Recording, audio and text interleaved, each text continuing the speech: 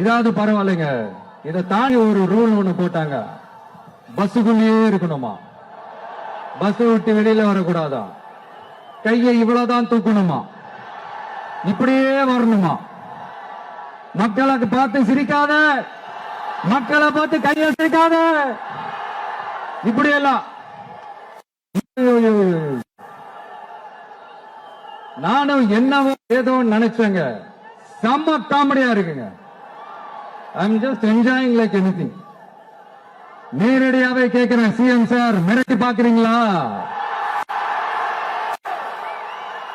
அதுக்கு இந்த விஜய் ஆள் இல்ல சார், அதுக்கு நாம ஆள் இல்ல சார்.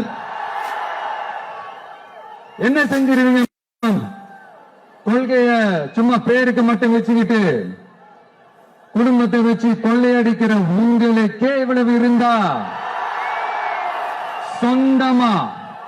சொந்தமா உழைச்சி சம்பாதிச்ச எனக்கு எவ்வளவு இருக்கும்?